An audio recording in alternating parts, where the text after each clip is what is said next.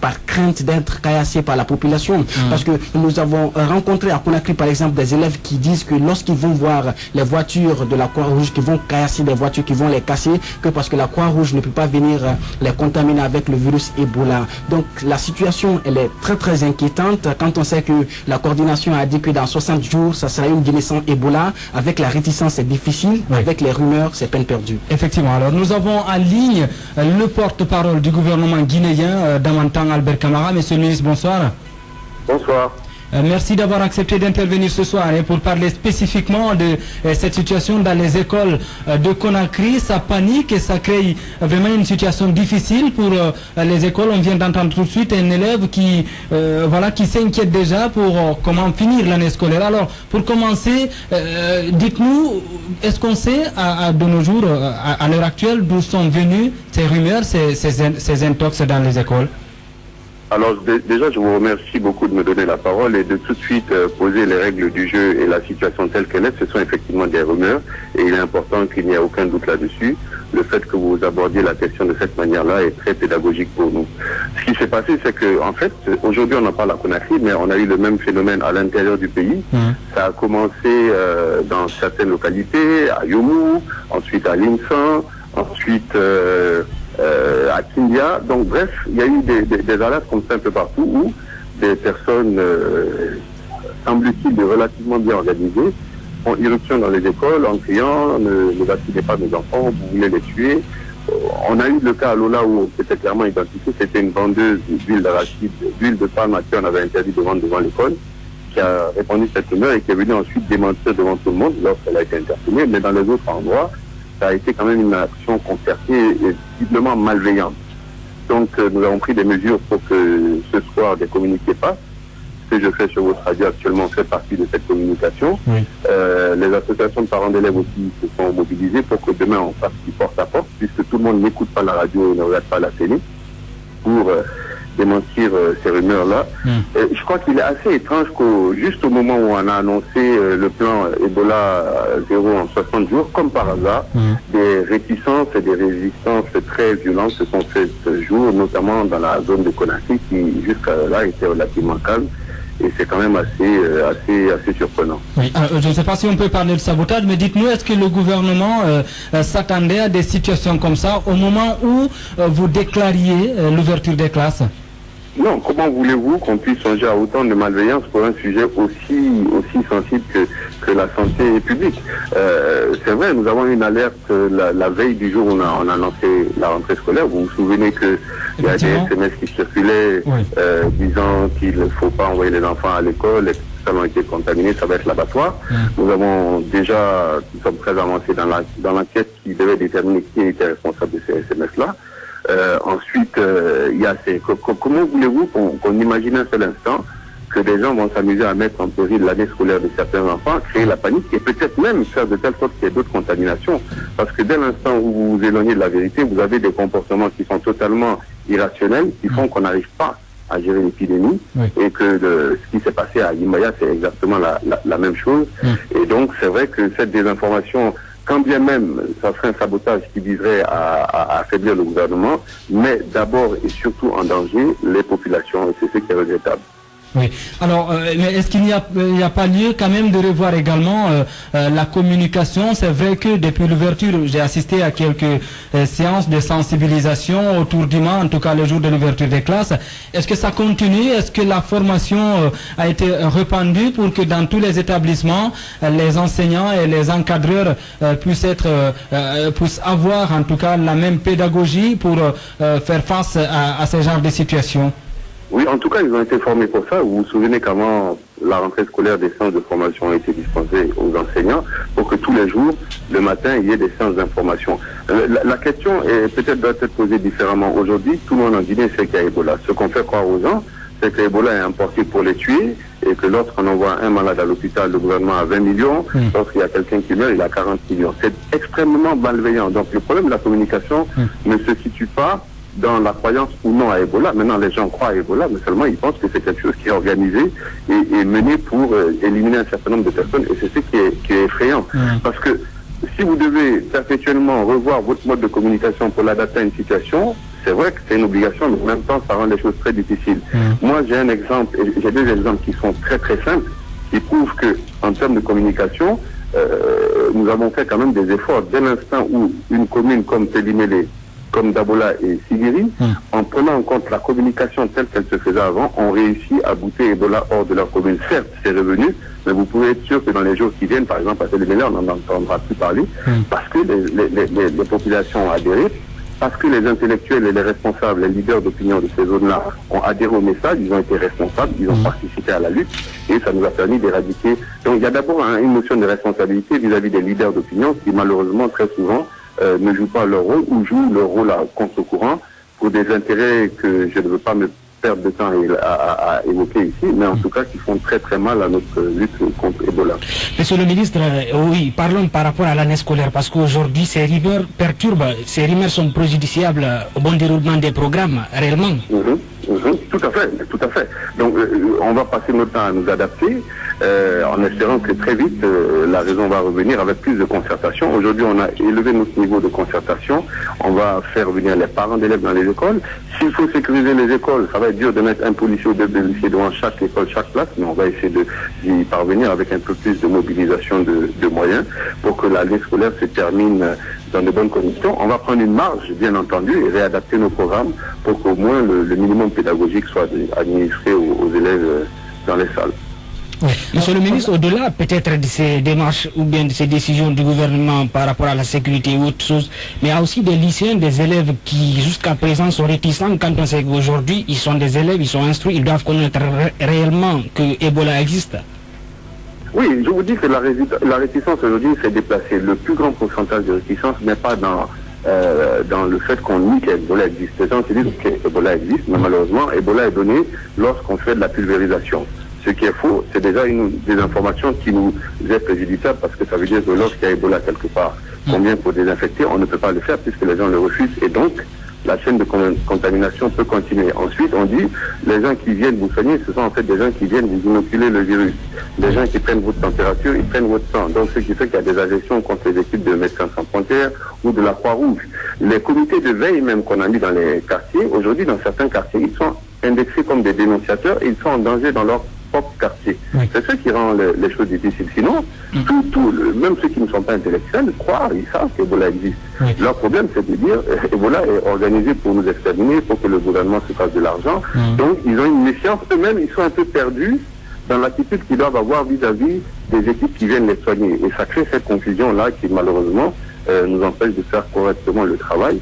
Il va falloir repasser à beaucoup plus de communication. Et je sais que la presse tout entière est mobilisée pour nous aider. J'écoute des émissions très responsables. J'espère qu'ensemble, on va élever le niveau de cette communication pour mettre tout le monde en face des responsabilités qui nous incombent. Alors, une dernière question, monsieur le ministre. J'écoutais tout à l'heure un collégien parler, si vous voulez, de l'analphabétisme des parents qui croient à tout ce qu'on leur dit dans les quartiers. Est-ce qu'il n'y a pas lieu, justement, de leur faire participer ou bien, en tout cas, de leur sensibiliser, d'orienter la sensibilisation au niveau des parents d'élèves? Oui, ça aussi, c'est pour ça que je vous dis, il y avait eu déjà des réunions avec les parents d'élèves. L'association des parents d'élèves est notre partenaire dans ce cadre-là. Demain, nous allons aussi aller vers les parents d'élèves. Le ministre de l'Enseignement supérieur s'est proposé d'aller dans les universités et mobiliser les étudiants qui, eux, sont un peu plus responsables pour qu'eux aussi participent à cette campagne de mobilisation et d'information quand ils vont dans les maisons, dans leurs domiciles réguliers et principaux pour informer leurs parents, les sensibiliser et leur demander d'arrêter de croire tout et n'importe quoi. Et voilà. Merci, monsieur le ministre Damantan Albert Camara. Je rappelle que vous êtes le porte-parole du gouvernement guinéen. Merci beaucoup. Bonne soirée à vous.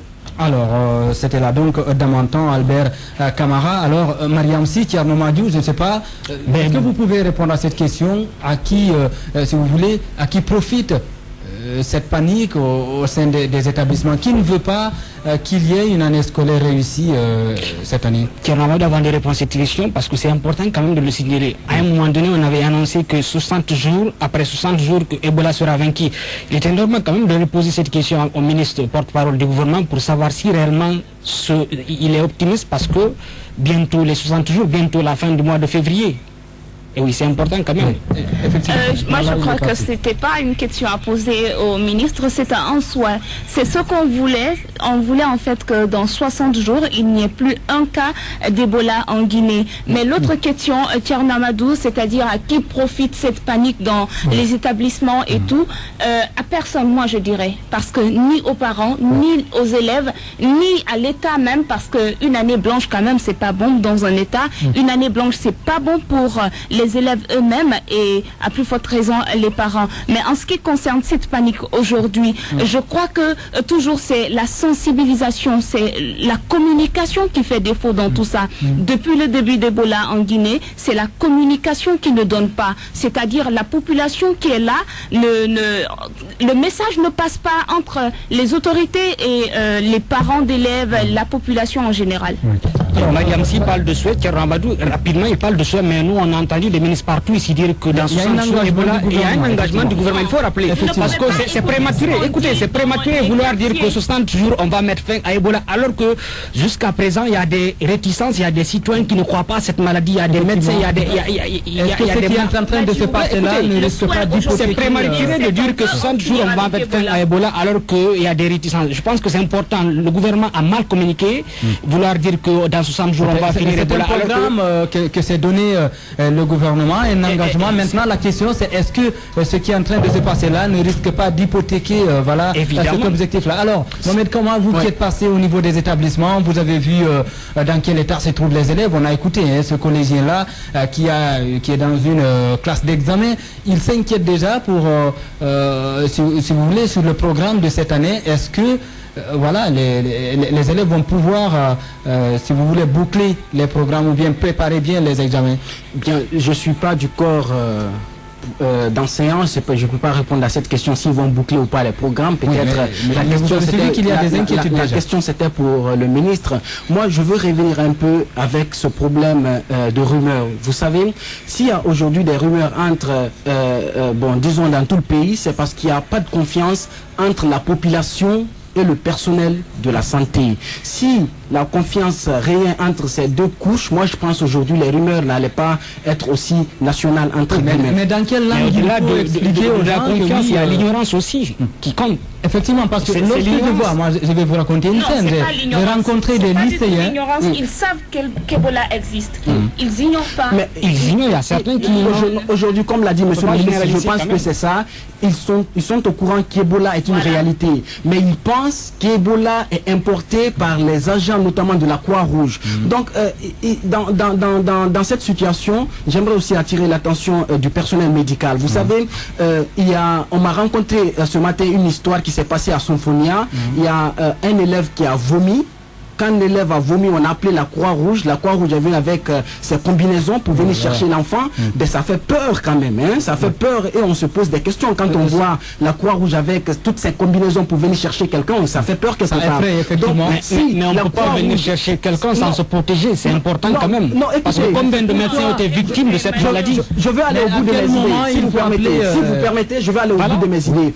Dans les écoles aujourd'hui, l'élève peut faire la température. Il n'a pas Ebola. Vous conviendrez avec moi. L'élève peut vomir, il n'a pas Ebola, vous conviendrez avec moi. C'est pourquoi dans les différentes localités, on a installé des comités de veille. Des comités de veille qui sont censés investiguer, voir d'abord s'il y a des symptômes de la maladie avant d'appeler la Croix-Rouge ou qui que ce soit. C'est dangereux. Bon, c'est dangereux parce qu'il faut se protéger quand même. En fait, c'est un exemple. Eux, ils savent comment aborder le malade, ok? Ils ont fait des formations pour ça. Même si c'est un cas de contact, même si c'est un cas probable, ils savent comment toucher le malade, je pense. Aujourd'hui, la Croix-Rouge aussi doit revoir un peu sa copie d'intervention. C'est important, c'est extrêmement important. Quand tu vois la Croix-Rouge, hein, avec les villageois, ils viennent, ils passent... mais la Croix-Rouge ne s'invite pas comme ça. Ils s'invitent pas. Ils ne s'invitent pas, mais moi je pense que la Croix-Rouge aujourd'hui peut passer aussi inaperçue. Peut passer inaperçue sans attirer trop l'attention des gens, parce que déjà il y a la psychose. Et ce point, ça c'est un autre problème, Thierry Ramadou, parce qu'à un moment donné, du côté de Dar es Salaam, il y avait eu des jeunes manifestants, des parents d'élèves qui avaient réclamé la Croix-Rouge, mais finalement la Croix-Rouge n'était pas venue. Et si aujourd'hui on nous parle que la Croix-Rouge doit peut-être venir sans se protéger ou autre, là, je suis pas d'accord comment, parce qu'il faut se protéger. C'est pourquoi il faut reposer la question, ne pas se protéger. C'est pourquoi il faut reposer la question. Parce que tu viens, parce que venir avec des gangs et autres là. Je vais vous donner un exemple. Je vais vous donner un exemple. À Kaloum ici, j'avais suivi le comité de veille de Kaloum. On a appelé le comité de veille de Kaloum pour un décès communautaire. C'est pas la Croix-Rouge qui est partie. C'est le comité de veille qui est parti d'abord investiguer. J'étais sur le terrain. Ils ont posé des questions. Dans quelles circonstances la victime a succombé. Ils ont fait des enquêtes, ils ont dit selon les premières analyses que ce n'est pas Ebola, donc ils n'ont pas appelé la Croix-Rouge. Imagine ce jour-là, s'ils avaient appelé la Croix-Rouge, ce n'était pas un cas d'Ebola, la famille sera stigmatisée. En tout cas, c'est pourquoi j'ai dit si c'était Ebola. Si c'était Ebola, ils ont été formés pour ça. Si c'était Ebola, déjà le corps était à la maison, personne ne touchait le corps. Même eux, ils n'ont pas touché le corps. En tout cas, il faut revoir la situation, c'est tout ce qu'on peut dire. Beaucoup de questions s'interposent. En tout cas, d'où viennent cet intox-là, ou en tout cas ces mauvaises informations qui créent cette panique dans les établissements. Ça revient à la même chose sur la formation, sur la préparation des enseignants, sur quelle position, sur quel comportement il faut adopter lorsqu'on se retrouve face à des situations comme ça. Voilà, la question reste donc posée. On va essayer d'évoluer parce que nous avons un autre sujet à... Mais Thierry Ramadou, si tu me permets rapidement, aujourd'hui il y a un problème, parce que déjà il y a les cours retardés, le démarrage des cours. Et on sait qu'avec ces rumeurs, moi j'appelle ça Ebola folie, parce que ces rumeurs sont préjudiciables au bon déroulement des programmes. Aujourd'hui les élèves ne vont pas à l'école. Évidemment, il y aura des répercussions sur la fin des programmes. Voilà. C'est pourquoi il est temps maintenant de sensibiliser les parents d'élèves, parce qu'au-delà de ces élèves, mais les parents d'élèves aussi comptent beaucoup. Aujourd'hui, il y a ces parents d'élèves qui n'ont pas étudié, qui sont analphabètes. Dès qu'ils entendent parler de la Croix-Rouge, comme on vient de parler tout de suite là, ils vont récupérer leurs enfants. À un moment donné, on avait évoqué ça ici avec Mohamed Kamara. C'est ça le problème, parce qu'au cas où on détecte aussi un cas d'Ebola dans une école, je pense que ça va toujours faire ressortir ce problème de réticence de cette maladie. Et bien voilà qui est dit, il est 18h passé de 41 minutes dans ce studio. En tout cas, merci beaucoup Mohamed Koman d'être passé dans ce studio. Pour tout le plaisir, invitez-moi, n'hésitez pas. Et bien voilà.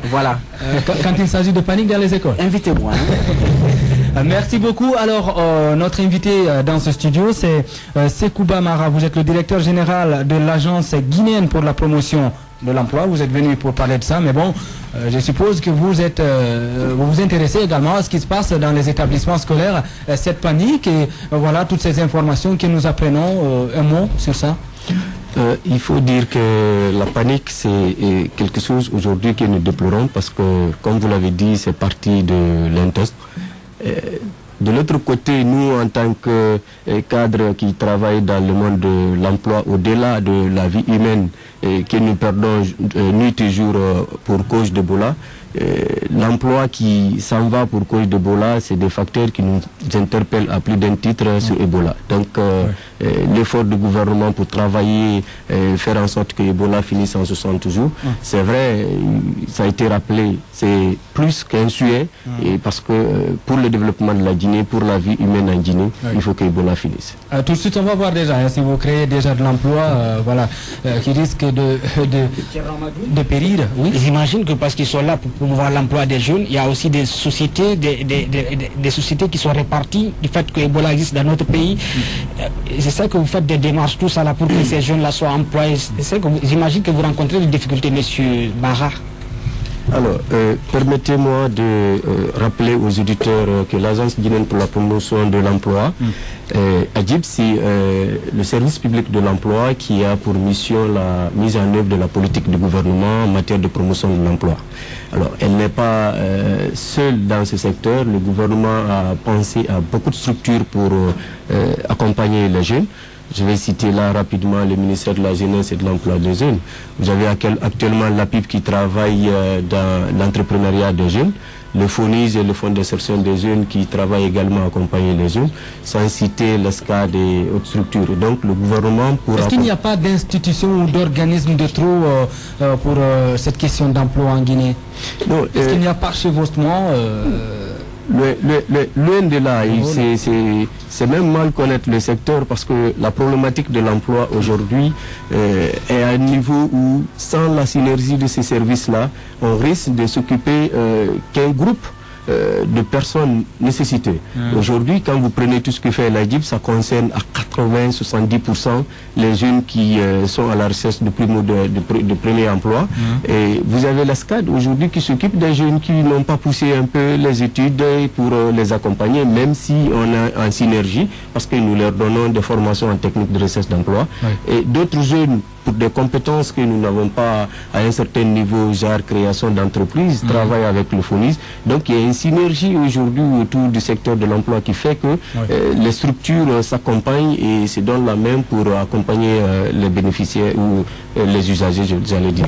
Justement, parce qu'il y a le FONIS qui est là, le Fonds national pour l'insertion des jeunes du ministère de la Jeunesse, qui fait presque le même boulot que vous. Alors, pour l'histoire, le FONIS a été mûri et réfléchi à l'AGIP parce que l'idée c'était d'avoir un fonds qui accompagne les initiatives des jeunes qui évoluent vers la création de l'emploi. Alors, vu que la notion de promotion de l'emploi est très large, ne serait-ce faire la promotion de l'emploi dans le volet amélioration de l'employabilité suffit pour avoir déjà une base de données de personnes à accompagner. Et c'est pourquoi la partie entrepreneuriat a été laissée au FONIS pour continuer sur la synergie et faire en sorte que les jeunes à tous les niveaux puissent avoir, chacun en fonction du profil ou de son choix pour la vie, puisse avoir un répondant au niveau de l'État. Oui. Alors on comprend qu'il y a beaucoup de monde dans le milieu, mais on s'organise pour ne pas confondre les rôles. Maintenant, vous êtes au niveau à la tête de l'AGIP notamment depuis 2011, je crois. Est-ce que vous pouvez nous expliquer, nous parler d'un petit bilan que vous avez pu faire au sein de cet organe, de cette institution-là, parce qu'il faut dire que la création de l'emploi, c'est quelque chose d'important en Guinée.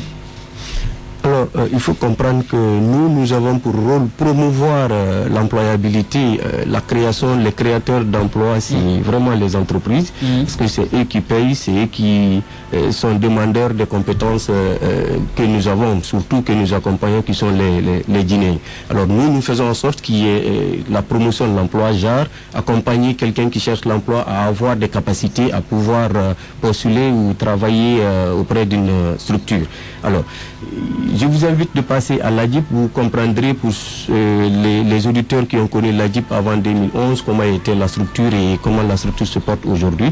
Mais en termes de bilan, c'est pour dire que tout de suite à notre arrivée, on a fait en sorte que les inscriptions des demandeurs de nos usagers commencent pour être à leur service. Et donc aujourd'hui, nous avons une base de près de 22 000 demandeurs, des personnes qui cherchent de l'emploi.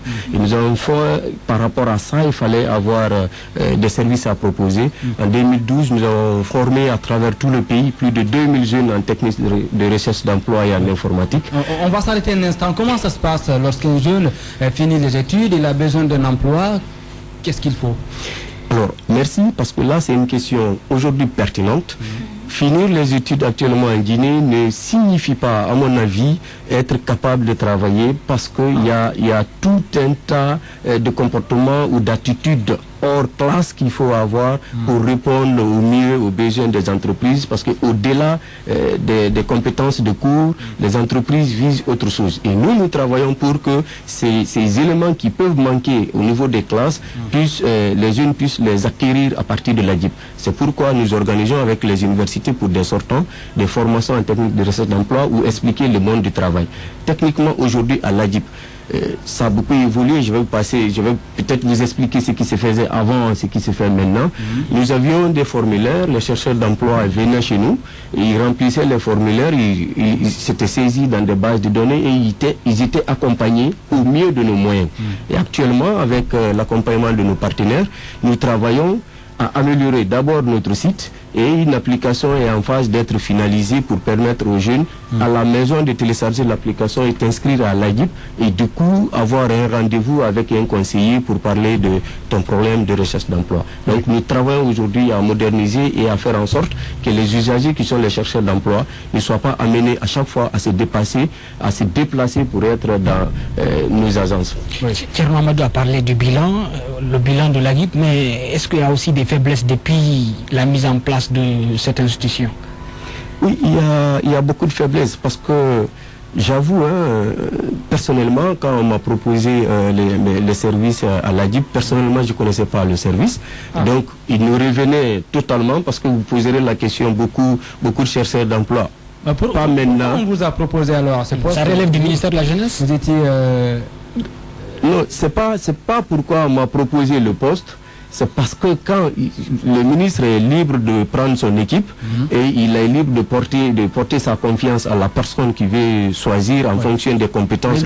Quelqu'un qui connaît bien. Moi, par exemple, dans ma consultation, il y avait 8 critères qu'il fallait remplir, dont j'étais vraiment quelqu'un qui était un peu proche de ces critères parce que je vous rappelle que je viens des structures privées, je suis auditeur et je suis gestionnaire, donc je connais un peu le monde des entreprises et donc la rigueur et le management, la planification, ce sont des critères qui prévalaient pour venir en ce temps à l'AGIP en septembre 2011. Et donc, eh bien, parlons des faiblesses réellement, parce que c'est vrai, il y a les acquis, mais aussi des faiblesses. Vous avez commencé tout à l'heure à parler des faiblesses. Oui, il y a forcément des faiblesses qui ne sont pas des moindres parce que l'Agence guinéenne pour la promotion de l'emploi est membre de l'AMCEP, l'Association mondiale des services publics de l'emploi. Et je ne connais pas en Afrique, pour ne pas parler du monde, une structure qui fait la même chose ou une structure homologue dans d'autres pays qui est à l'état actuel de l'AGIP. Donc les ambitions qu'a ces structures de services publics de l'emploi en termes de capacité vous pensez que vous êtes en avance ou en retard? En retard, je vais dire. Les ambitions qu'a les services publics de l'emploi, par rapport au niveau où nous nous trouvons actuellement, il y a un décalage et cela est dû pas parce qu'aujourd'hui les moyens ne sont pas là forcément pour faire le travail, mais c'est parce que dans le temps, parce que je vous rappelle que l'AGIP en son temps s'appelait ONEMO, donc depuis 86 c'est une structure qui est créée et par le temps ou avec le temps, la structure n'a pas évolué dans ses législations, dans sa réglementation ou dans ses services pour aujourd'hui avoir une place de choix. C'est pourquoi vous trouverez même la structure actuellement qui est en train de faire concurrence avec des bureaux de placement privés parce que le marché a été laissé, donc il y a beaucoup de structures qui s'est créées. Nous, notre rôle aujourd'hui, c'est de remettre l'AGIP dans sa fonction et dans ses rôles et faire en sorte qu'on joue l'intermédiation réelle entre les chercheurs d'emploi et les offreurs d'emploi. Voilà. Alors, la promotion de l'emploi dépend beaucoup, si vous voulez, de l'économie des pays ou de la situation économique et sociale.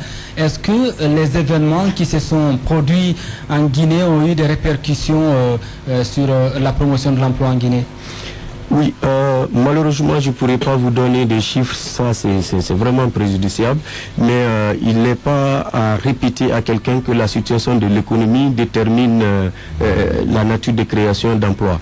Parce que quoi que nous fassions pour accompagner un jeune à connaître l'informatique, à connaître l'anglais, à savoir faire un CV, se tenir pour un entretien d'embauche, s'il n'y a pas d'offre d'emploi, il va sans dire qu'il va finir à aller se coucher à la maison. Et donc, c'est vraiment l'économie, et surtout le secteur privé qui est pourvoyeur d'emploi, et qui l'État ne peut pas répondre à tous les besoins d'emploi.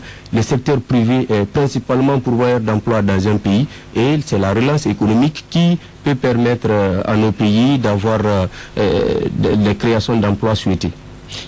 Alors parlons de l'offre d'emploi par exemple. Est-ce que c'est votre association qui va vers les entreprises sur place ou comment ça se passe en fait? Par exemple, vous avez parlé tout à l'heure du site en question que vous entreprenez de mettre en place. Une fois que le site sera en place, un étudiant qui a fini les études, vu vraiment le niveau en Guinée, il peut être diplômé de licence. Comment vous faites? Est-ce que vous rentrez en contact d'abord avant de le mettre face à une entreprise par exemple? Alors, je voudrais corriger que l'AGIP n'est pas une association, c'est une agence, une structure étatique. Okay. Alors, en pratique, à travers le site, vous avez les demandeurs qui sont inscrits et ça donne la possibilité aux entreprises de voir des profils. Mais théoriquement, comment ça se passe? Vous avez des panneaux d'affichage actuellement, je vous invite à faire un tour à l'AGIP. Nous sommes partenaires aujourd'hui du journal des appels d'offres et d'autres partenaires nous travaillent avec nous. Et chaque lundi, tout ce qui est offre de la semaine, nous sommes en possession, c'est affiché. Et c'est sur le site, ça permet aux jeunes qui peuvent se déplacer dans nos agences, parce que nous sommes un peu partout en Guinée, dans les régions. Et bientôt, nous serons dans les 5 communes de Conakry grâce à un financement de la Banque mondiale. Et donc, quelqu'un qui n'a pas l'occasion de venir dans nos sites et sur nos sites pour voir les affiches de la semaine a la possibilité d'aller sur les sites, consulter. Et les entreprises qui souhaitent, je suis en train d'accompagner une entreprise pour chercher des compétences en management, les entreprises qui ont des besoins, qui nous connaissent, qui nous font confiance, évidemment, parce que la gestion des ressources humaines, vous le savez, l'entreprise a son mot à dire. Ils nous appellent, ils nous disent leurs besoins, on a notre base, on trie un certain nombre de CV en fonction de leurs besoins, on les met à disposition. Et au-delà, on peut même accompagner les entreprises. Je sors d'une réunion où on va recruter 9 jeunes pour le compte d'une institution à compter de la semaine prochaine. Donc il y a même d'autres entreprises qui nous font confiance et nous procédons au recrutement. Nous avons accompagné en 2012 pour le compte de l'État la supervision du recrutement de 500 jeunes qui a été réalisé par un cabinet de la place. Voilà, Monsieur Mara, c'est vrai, aujourd'hui en Guinée, pour trouver du boulot, souvent on dit qu'il faut avoir un bras long, un appui. Et oui, un sabot, si vous permettez. Aujourd'hui, comment vous faites? Parce que souvent, une entreprise qui a besoin d'employés, comment vous faites? Est-ce que vous passez par les bras longs quand, vous savez, vous avez des parents, vous avez des amis? Comment vous faites? Parce que beaucoup accusent, certains observateurs disent que ouais, c'est à travers une connotation peut-être amicale ou quoi. Parce que quelque part, c'est la promotion de l'excellence qui compte aussi. Il faut dire que c'est difficile et c'est vraiment pas souhaité ce que vous êtes en train de dire. Parce que dans le processus de recrutement, il y a des valeurs qui comptent. Une entreprise, et on en parlait tout de suite, il y a une structure qui veut qu'on l'accompagne à faire le recrutement de bout en bout. Il y a des valeurs qui comptent. Quand tu dois aller, par exemple, à l'entretien lors d'un recrutement, il faut que tu déclares que des personnes qui sont présélectionnées, il y a tel, il y a Paul que tu connais, il y a Pierre que tu connais. Sinon, tu ne ferais pas preuve de transparence. Notre structure aujourd'hui s'inscrit à se donner une image, à se donner un nom. Nous faisons en sorte que nous accompagnons des Guinéens. Parce que notre rôle principalement, c'est de superviser et d'apprécier l'emploi en général, même des expatriés, mais surtout faire la promotion de l'emploi guinéen, guinéiser les postes qui sont occupés par des expatriés par des méthodes définies par la législation guinéenne et faire en sorte que le Guinéen se sente à l'aise. C'est pourquoi, je vous avoue, vous pouvez vous informer, la supervision de recrutement de 518, je ne pense pas s'il y a eu de cris. C'est important quand même. Une dernière question. Aujourd'hui, vous êtes là. Quelle est votre stratégie auprès des entreprises pour l'embauche? Comment vous faites stratégie? Peut-être qu'on va essayer de, si vous voulez, de détailler cette question-là, de répondre à cette question dans la deuxième partie de l'émission, parce que là, nous sommes vraiment au terme de la première partie. Sekouba Mara, c'est notre invité, il est le directeur général de l'AGIP. Dans la deuxième partie donc de l'émission, la promotion de l'emploi et les défis de la formation en Guinée, mais aussi les travailleurs expatriés en Guinée. Leur statut ici, on en parle avec donc notre invité. On marque une pause, le temps pour la rédaction de nous présenter le journal.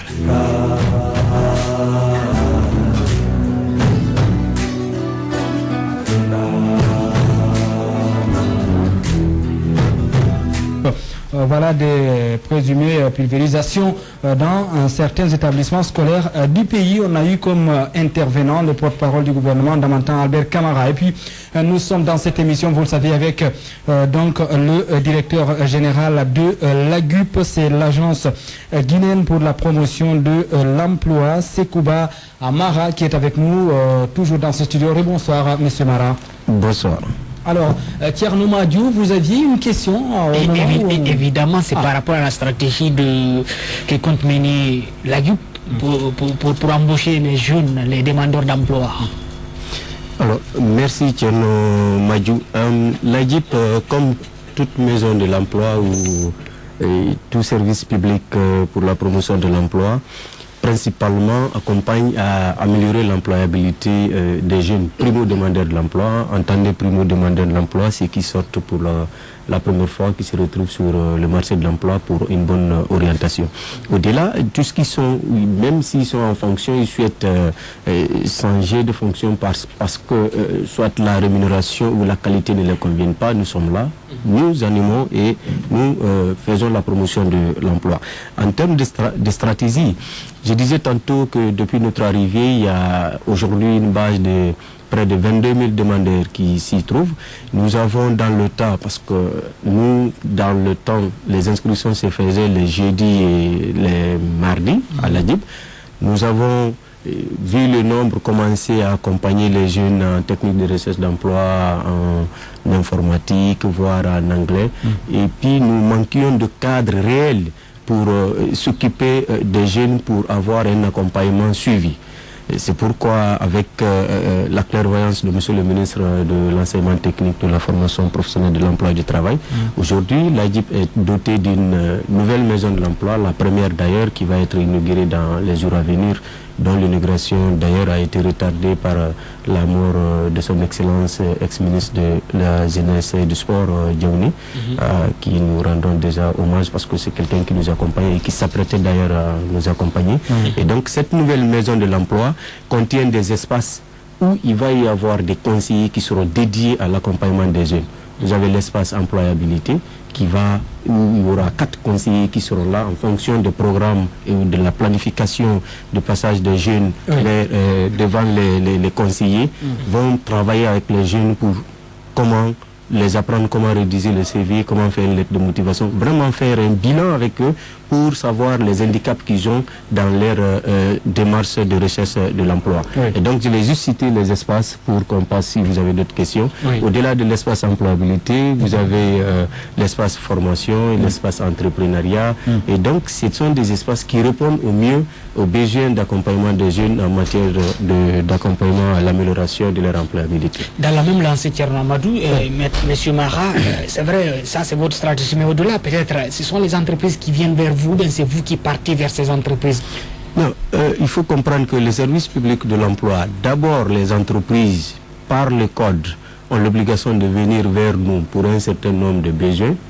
Et par notre rôle, nous avons l'obligation d'aller vers eux pour un certain nombre de besoins. Et nous sommes la passerelle entre les chercheurs d'emploi et les entreprises. Donc c'est une obligation que ces entreprises viennent vers vous? Par exemple, une entreprise qui doit employer un expatrié a l'obligation de nous en faire une demande. Donc elle a l'obligation de passer par nous. Les entreprises, pour viser ou reconnaître leur contrat de travail selon le code du travail, ont l'obligation de passer nous voir pour déclarer les emplois ou les travailleurs qui sont chez eux. Et nous avons aussi, par le travail, nous sommes demandés à aller vers les entreprises, explorer les possibilités d'emploi existants et mettre à la disposition des chercheurs d'emploi. Et donc, nous sommes une passerelle entre les chercheurs d'emploi et les offreurs d'emploi. Ce monde-là, c'est notre monde. Il y a beaucoup de plaintes qui viennent, notamment des chercheurs d'emploi, spécifiquement des jeunes qui disent qu'ils ont du mal à trouver, par exemple, des embauches ou tout simplement des stages au niveau notamment des services publics, au niveau de l'administration. Comment ça se passe à ce niveau-là? Aujourd'hui, certainement, ces plaintes-là, vous comprendrez, remontent d'un certain temps, parce que depuis le mois de mars 2014, grâce à l'accompagnement et la clairvoyance d'ailleurs de M. le ministre Damantal Belkamara, parce qu'il a fait en sorte que 2 structures de son département travaillent en synergie pour accompagner les jeunes. Et donc, il y a eu un programme gouvernemental dénommé Programme Première Chance, où les jeunes chercheurs ou primo-demandeurs de l'emploi sont formés d'abord par les structures de formation. Il y a même 3 structures parce que le CNPG faisait la formation pour donner les rudiments aux jeunes.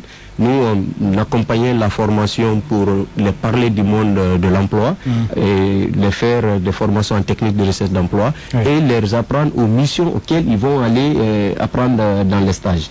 Vous aviez l'ONFP qui, pour un départ, a financé l'accompagnement pour 300 jeunes, parce que c'était la phase pilote. Donc au jour d'aujourd'hui, l'ADIB, dans ce processus-là, a accompagné plus de 700 jeunes qui ont fait le stage principalement, je vais dire principalement, dans l'administration publique.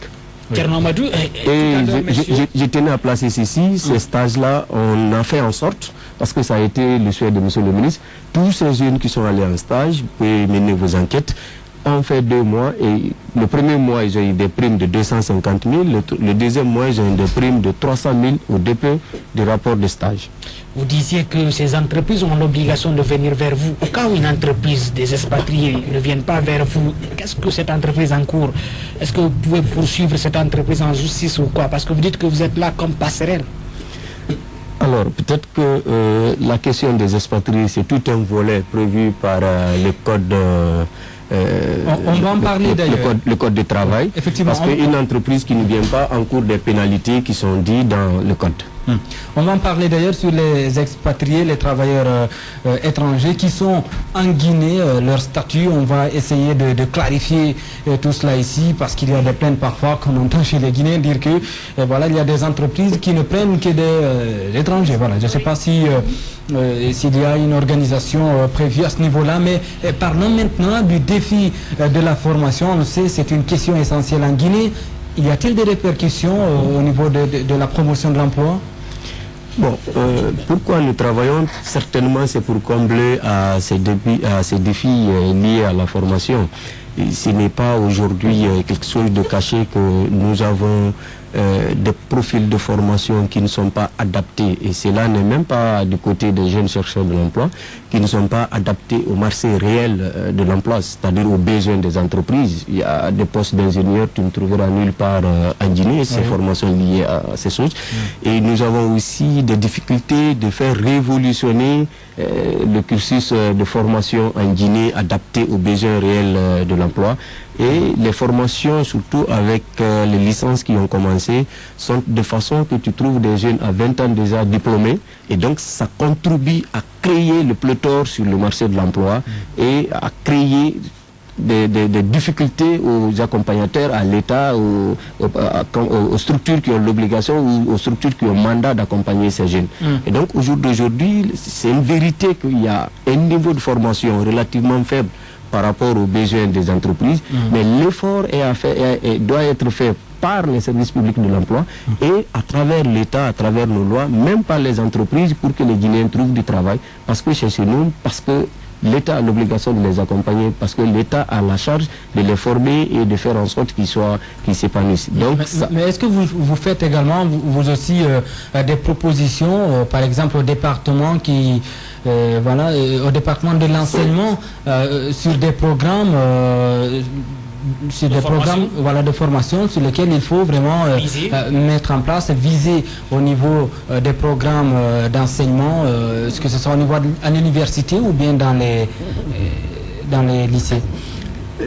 C'est notre rôle. Au-delà de la promotion de l'emploi au niveau de la DIP, l'autre volet, c'est l'observation du marché du travail.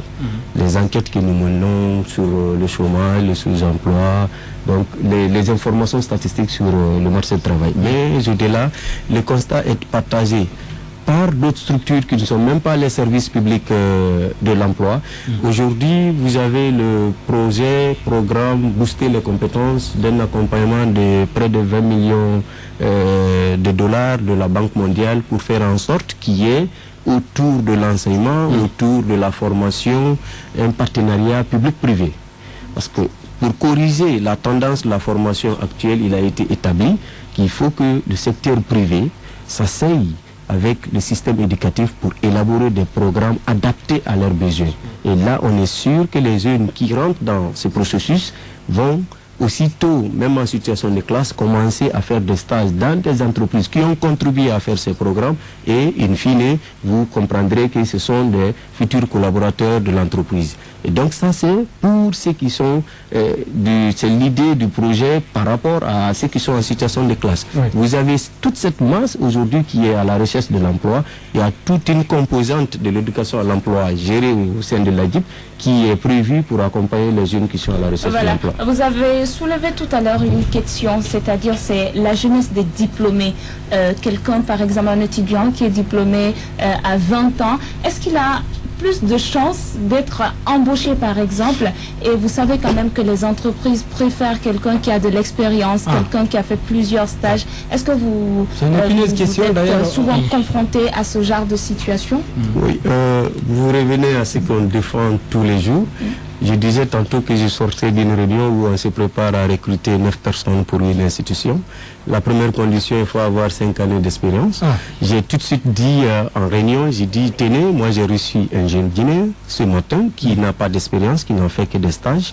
Il est très jeune, mais suite à notre communication autour de son CV, autour de ce qu'il cherche, je vois d'une potentialité en lui, je peux lui comparer à quelqu'un qui a de l'expérience. Donc c'est aléatoire, c'est un problème de sécurité, un problème de vision, un problème de considération. Et ça, les entreprises, vous devrez comprendre qu'une entreprise, c'est une ou plusieurs personnes qui mettent des capitaux ensemble pour des buts lucratifs. Et donc, ça leur donne droit de travailler à chercher leurs collaborateurs. Donc, c'est juste quelque chose, je vais dire, peut-être je vais être un peu grossier, c'est camoufler le souci de ne pas dire « Oh, j'ai peur de prendre n'importe qui ». Donc, parfois, ça ne tient pas la route. Tu trouveras un jeune qui doit apprendre et qui a la volonté, ou quelqu'un qui a de l'expérience, qui est très malhonnête. Parce que le recrutement, ce n'est pas que le niveau. Le recrutement aussi, c'est l'éthique, c'est le savoir-être, le savoir-faire. Toujours dans la même lancée, parce que Mariam, on va écouter du diplôme en question, mais pas de l'expérience au niveau des entreprises. Je n'ai pas bien compris. Est-ce que ce n'est pas à votre niveau qu'il faudrait expliquer aux entreprises qui demandent par exemple des étudiants diplômés, ce n'est pas à vous de les convaincre par exemple? Nous travaillons totalement en cela, je vous donne juste des exemples. Le programme Première Chance, ça nous envoyer les jeunes en stage, c'est pour créer les contacts. En général, ce n'est que des primo-demandeurs de l'emploi. Par notre relation, par notre confiance, par notre image, nous garantissons l'envoi des jeunes en stage. La Banque centrale en fait, je le rends hommage, le sport en fait, le ministère de la Jeunesse en fait. On a des partenaires partout. Donc par notre image, ils acceptent les jeunes en stage. Et je vous dis, après, il y a beaucoup qui sont maintenus. Parce qu'ils vont montrer des compétences aux partenaires ou aux patrons qui sont là, et puis après, ça leur fait de l'emploi. Et dans le cadre du programme Booster les compétences également, les jeunes qui sont sur le marché, qui vont rentrer dans le programme, vont aller en stage ou en formation ou en processus d'emploi contre paiement de quelque chose aux entreprises qui vont accepter ou aux centres de formation qui vont accepter les recevoir. Donc c'est des politiques qu'on est en train de mener pour faire en sorte que le mythe qui aujourd'hui tourne autour de l'expérience quitte de façon à ce que les entreprises voient les jeunes Guinéens autrement. Ça peut passer par d'autres moyens comme des allègements fiscaux, ça va venir, nous travaillons dessus pour encourager les entreprises qui vont accepter prendre la main-d'œuvre locale. Évidemment, toujours dans la même lancée, parce qu'au-delà de l'expérience qu'exigent ces entreprises, il y a aussi aujourd'hui certains observateurs qui estiment que les universités guinéennes sont devenues des ateliers de fabrique des chômeurs. C'est pourquoi aujourd'hui, presque beaucoup de jeunes Guinéens veulent aller étudier en Europe et revenir avoir un diplôme étranger, parce que souvent ces entreprises-là, ceux qui sont diplômés à l'étranger, gagnent rapidement, facilement un boulot par rapport à un Guinéen qui a fini ses études à l'université de Sonfonia ou de Gamal. Et comment vous faites ça aussi pour sensibiliser, pour que ces jeunes-là, pour que ces jeunes vraiment qui ont étudié, qui sont diplômés guinéens ici, puissent bénéficier d'un emploi? Alors, il revient à nous et aux universités de faire en sorte que nos images, ou l'image de notre pays, ou l'image de la formation en Guinée soient redorées. L'ADIP était une structure, je disais tantôt, que je ne connaissais pas. Et nous travaillons aujourd'hui à donner une image à l'ADIP. Il revient aux universités aussi de jouer leur partition. Mais en ce qui nous concerne, un jeune qui sort aujourd'hui, qu'on peut considérer qu'il ne connaît rien, il a sa place chez nous. Il est la bienvenue chez nous. Quand il vient chez nous, on va l'apprendre comment faire le CV, comment faire une lettre de motivation, comment passer un entretien d'embauche. On va lui faire les cours de technique de recette d'emploi. On va même lui présenter le marché de l'emploi de façon à l'amener, certes, à désister de la formation qu'il a. Il y a des choses qu'on suppose déjà normalement qu'il a la possibilité de faire. Je voudrais qu'on évolue parce qu'on a un facteur temps qui risque de nous rattraper, puisqu'on parle effectivement de ces étudiants qui viennent de l'extérieur ou en tout cas qui ont étudié ailleurs. Les expatriés, les travailleurs étrangers qui sont en Guinée. Voilà, je parlais tout à l'heure de certaines plaintes qui disent que voilà, il y a des entreprises qui préfèrent prendre des expatriés, notamment pour les postes de responsabilité, ou sinon même embaucher, privilégier les expatriés que les travailleurs locaux guinéens. Est-ce qu'il y a un règlement qui régisse tout cela? Oui, il y a bien sûr un règlement qui régit l'emploi du personnel expatrié dans les entreprises, mais il faut tout de suite comprendre que les Guinéens qui étudient à l'étranger, qui rentrent ici, ne sont pas expatriés. Je ne veux pas indiquer... Ils sont considérés dans les entreprises comme étant des expatriés, Oui, parce qu'ils sont un mieux diplôme payés, étranger. mieux traités que ceux qui ont étudié ici. Alors, Même s'ils n'ont pas une bonne formation, ça compte beaucoup. Au-delà de cette catégorie-là, parlons maintenant de ces vrais expatriés. je voulais juste rappeler pour revenir à ce que vous dites que l'entreprise, nous sommes un pays francophone, nous copions beaucoup ce qui se passe à Paris. Les considérations pour les entreprises ici ne sont pas les mêmes qu'au Ghana par exemple, parce que ici c'est le diplôme qui est valorisé, c'est pas le savoir-faire qui est valorisé. On ne te dit pas monte les pièces là, si tu montes je te paye tel, mais on te dit tu as quel diplôme, tu as quelle étude, je te paye tel. Donc ça c'est une considération liée même à la vie des entreprises.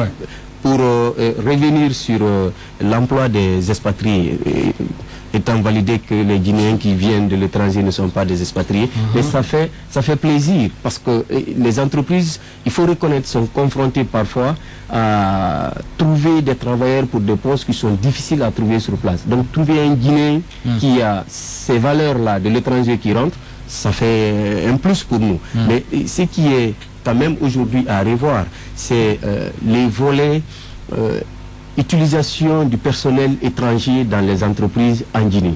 Parce que tout ce qu'on est en train de dire des jeunes qui n'ont pas l'expérience, tout ce qu'on est en train de dire, le tas de jeunes qui aujourd'hui sont j'en sais, comprenez mon souci de les accompagner mieux, ça est là dans les cafés où il n'y a pas d'emploi. Quoi que fasse la DIP, quoi que fassent les structures d'emploi, après l'accompagnement, la création réelle d'emplois revient aux entreprises. Donc il faut que les entreprises aussi, je ne dis pas être trop citoyennes, mais acceptent de faire en sorte qu'il y ait plus de Guinéens, comme dans beaucoup d'entreprises, acceptent de sorte qu'il y ait beaucoup de guinéanisation, genre un expatrié qui fait 4 ans, là, il doit le commencer avec son plan d'action comme le prévoit le Code du travail, de façon à ce qu'après les 4 ans, un Guinéen soit là pour le faire. Et donc, je voulais juste... Qu'est-ce que l'État fait à ce niveau? Donc, à ce niveau, l'État a beaucoup évolué parce que, tenez-vous bien, le code que l'État vient de renouveler ou de revoir actuellement date depuis 88, l'ancien code de travail. Aujourd'hui, il y a un nouveau code qui est validé par l'ancien CNT et au jour d'aujourd'hui qui est en vigueur. Et ce code-là rend obligatoire la détention de permis de travail pour les expatriés, c'est-à-dire une entreprise qui souhaite employer un expatrié en Guinée doit obligatoirement avoir un permis de travail pour l'expatrié.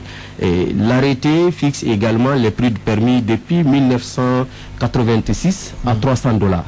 Et $300 aujourd'hui dans la gestion et l'accompagnement des jeunes, qu'est-ce que ça fait et qu'est-ce que ça représente? Donc l'État a travaillé, les services publics ont travaillé de façon à comparer l'évolution de cette situation dans un certain nombre de pays par rapport à notre pays. On a trouvé qu'on n'a pas évolué depuis 86 et on a tas de jeunes qui réclament ou qui demandent à être utilisés, à travailler dans les entreprises. Pourquoi ne pas faire en sorte qu'il y ait un fonds? Pourquoi ne pas faire en sorte qu'il y ait des moyens conséquents à partir de là? Parce qu'il faut travailler aujourd'hui à limiter l'utilisation des expatriés dans nos entreprises. Il faut travailler aujourd'hui à décourager l'utilisation par les entreprises des expatriés en leur proposant des moyens ou en prenant des dispositions qui puissent les décourager en la matière. Je donne l'exemple, si un État veut décourager la consommation de la cigarette, il suffit juste d'augmenter la taxe d'importation et puis après, vous verrez le prix va grimper. Le prix va grimper. Oui. Et donc, maintenant, il faudra aussi s'en prendre à la formation, hein, parce que moi je suis une entreprise, mon souci c'est de me développer dans mon domaine, donc j'aurai besoin d'un personnel efficace et si on n'en trouve pas en Guinée, eh ben, il va falloir aller ailleurs. Hein. Oui, c'est pourquoi même ce qui est envisagé par des structures étatiques de revoir à la hausse l'augmentation du prix des redevances sur les permis de travail n'est que dissuasif parce qu'après, il revient à l'entreprise de faire le pour et le contre. Mais au moins que si un expatrié rentre, on est sûr d'avoir suffisamment de moyens pour accompagner des Guinéens. On est sûr aujourd'hui de passer de près de 700 jeunes qui sont en stage, qui bénéficient de $300 par mois comme prix de déplacement, frais de déplacement pour pouvoir aller au lieu de stage, de passer à 700, à 300, à 3000, à 5000 un jour. On est sûr d'avoir des moyens de payer des formateurs à faire des formations pointues sur des domaines précis pour que le niveau d'employabilité des jeunes s'améliore. Donc, ça, c'est des mesures du service qu'on doit avoir. On a la même chose. L'État a travaillé, par exemple, dans le code minier. Et si on avait la chance ou l'occasion de faire ou de retransférer, de transmettre ce qui est dit sur l'emploi des Guinéens dans le code minier, dans le code du travail, vous verrez qu'au niveau de tous les secteurs, l'emploi des Guinéens va s'améliorer. En tout cas, le moins qu'on puisse dire, c'est que la Guinée, on pourrait dire, c'est un chantier d'avenir. Tout est à faire dans tous les domaines, que ce soit au niveau des infrastructures routières, de communication ou je ne sais quoi, au niveau de l'eau et de l'électricité. Donc, dans un temps à venir là, il y aura beaucoup de chantiers et donc les entreprises vont s'implanter et il va falloir qu'on réoriente nos programmes d'enseignement et de formation pour permettre aux Guinéens de pouvoir être candidats à ces genres de postes-là. C'est aussi une question qu'il faut mettre dans ce débat. Okay. Au-delà même d'être au rendez-vous par rapport à la formation, il faut être au rendez-vous par rapport à la législation. Depuis plus de décennies, on est à $30, on n'a pas évolué. Et les entreprises, je donne l'exemple, je ne sais pas si c'est le lieu d'en parler. Vous avez Fluor, tout le monde crie, Fluor a fermé, mais il y avait plus d'expatriés à Fluor que de Guinéens. Après tu demandes, on dit Fluor, c'est la branche technique de Rio Tinto. On t'envoie des compétences, tu es incapable d'en trouver. Donc il nous revient de faire en sorte que la législation limite tout ça. Et c'est pourquoi aujourd'hui, moi, j'adore, je vais le dire encore une fois, le code minier qui a prévu tout cela. L'article 107 parle de la préférence aux Guinéens. En phase de recherche, il y a 10% qui doit être guinéen. En phase de développement, 20% doit être guinéen. En période d'exploitation, d'une année à 5 ans, 15% du personnel doit être guinéen. De 6 ans à 10 ans, 25% doit être guinéen. De 11 à 15 ans, 35% doit être guinéen. Il est prévu qu'à la création, déjà, le DGA soit guinéen. Et puis après un certain nombre d'années, que le DG soit guinéen. Donc, c'est vraiment des cursus qui sont planifiés dans ce code minier. S'ils se retrouvaient dans tous les secteurs et donc dans le code de travail, vous verrez que les entreprises auraient une certaine obligation pour faire en sorte d'investir dans la formation des Guinéens. Parce qu'il y a des entreprises citoyennes, comme je vois chez vous là, il n'y a que des jeunes journalistes qui sont là. C'est sûr que le patron a dû investir et former les jeunes. Pourquoi pas que les entreprises nous accompagnent à faire en sorte que la main-d'œuvre locale soit consommée. C'est pourquoi il est aujourd'hui temps et très opportun de revoir la législation tant sur le plan tarifaire que sur le plan réglementation pour faire en sorte qu'il y ait une certaine obligation pour l'emploi des Guinéens. Vous parlez de $300, c'est vrai aujourd'hui dans certaines entreprises qui emploient des Guinéens, ces jeunes ne sont même pas payés à 500 000 francs guinéens. Comment on fait? Imaginez que vous envoyez des demandeurs d'emploi, des jeunes diplômés dans une entreprise et qu'on les paye à 300 000, 400 000 et que ces jeunes reviennent porter plainte. Comment vous faites pour accompagner ces jeunes? Est-ce que ça relève de votre ressort ou bien c'est du côté de la fonction publique? Non, ça c'est pas du côté de la fonction publique. Le monde du travail est bien partagé. Et je vais revenir pour dire simplement que je n'ai pas connaissance qu'il y a une entreprise qui paye 300 000 francs parce qu'il y a un SMIC qui est promulgué en Guinée depuis un certain temps. 240 000. Il y en a plein. Alors, effectivement, c'est pas respecté. Donc, merci de passer. C'est beaucoup d'investir, c'est très facile d'investir dans ce pays parce qu'on peut payer. Merci de passer le message à une personne qui est payée à 100 000, à 200 000. Mais il aura peur de perdre son poste, c'est ça aussi. Ça n'a rien de son poste. Il peut ne pas se faire connaître, il peut garder l'anonymat, il a besoin juste d'annoncer et il y a l'inspection du travail pour ça qui veille sur l'application de ces textes. Non, c'est aussi facile de le dire. Moi, je crois qu'en ce qui concerne la situation des travailleurs, déjà quelqu'un qui est employé il y a 10 ans, il se contente de son salaire qui est très faible, il n'arrive même pas à s'en sortir. Un étudiant qui vient d'avoir un boulot, il ne peut pas dénoncer Aujourd'hui, il y a des milliers de travailleurs en Guinée qui ne sont pas assurés, par exemple, à la Caisse nationale de sécurité sociale, mais qui ne dénoncent jamais. Parce que vous savez que si vous dénoncez, vous risquez votre travail. Ok. Madame, je voulais dire que la loi est ce qu'est la loi. À votre place, je comprends totalement le souci à un travailleur de perdre son emploi. Non, non, de ses étudiants. Alors, à leur place, de nous tous. À leur place, Nous sommes à leur place. Je fais partie. Voilà. À leur place, je comprends totalement le souci aujourd'hui de perdre leur poste, vu qu'il y a des milliers de jeunes qui sont en train d'attendre ou que d'autres amis n'ont pas ces mêmes occasions. Mais il faut dire que il faut connaître la loi pour appliquer la loi. C'est difficile pour nous, législateurs, de, comme on appelle, service public en application d'un certain nombre de principes ou de textes de loi, de trouver une personne et lui dire que tu n'es pas dans les conditions. On fait le code du travail pour que chacun sache ce qui est dû et ce qui est son droit. Et il revient soit avec un certain nombre de se constituer en syndicat pour revendiquer des droits, ou revient aux travailleurs de revendiquer ses droits, et si à la clé il y a perte d'emploi, il lui revient également de saisir des autorités compétentes pour avoir des droits dus. Voilà, Thierry, peut-être une dernière question avant. Aujourd'hui, vous évoluez sur le terrain, j'imagine que ce n'est pas du bénévolat. Votre budget, est-ce que vous avez les moyens de votre politique? Est-ce qu'il y a un budget qui est alloué à votre institution? Et combien? On n'a pas les moyens de notre politique, mais on a la volonté pour notre politique. Parce que tu ne trouveras pas une structure étatique qui te dira j'ai l'argent suffisant pour faire le travail que je dois faire. Mais moi j'ai le minimum. Oui, moi j'ai la volonté suffisamment pour faire le travail que je dois faire. Et avec ce que j'ai, j'essaye d'atteindre des résultats que je peux, voire aller plus. C'est pourquoi au-delà de ce qu'apporte l'État, vous avez l'ADIP qui est avec plein de partenaires. Je vous ai parlé tantôt de la Banque mondiale. J'ai rendu hommage à son Excellence Diaouni PBF qui s'accompagnait et qui s'apprêtait également à nous accompagner dans l'une de nos activités. Nous sommes avec plein de structures qui nous accompagnent à travers nos interventions sur des axes ou des aspects qui concernent leur programme ou leur activité. Et sinon, vous avez ces permis, les $300 qui appartiennent naturellement au Trésor public qui est mis à la disposition actuellement de l'ADIP pour accompagner des activités ou des initiatives de promotion de l'emploi selon la politique de l'emploi du gouvernement. Et au-delà, nous avons une subvention. Aujourd'hui, nous sommes à la subvention à 500 millions de francs. Par an? Ouais. Voilà, c'est pas du tout... Et bien voilà, en tout cas, donc merci beaucoup, Monsieur Mara Sekouba, vous êtes le directeur général de l'agence guinéenne pour la promotion de l'emploi. Merci d'être passé dans ce studio pour parler avec nous voilà, de la création de l'emploi, de la protection de l'emploi, puisqu'on en a parlé. Peut-être qu'on va écouter cet auditeur-là qui se manifeste au bout de la ligne. Il pourrait y avoir une question pour vous. Bonsoir.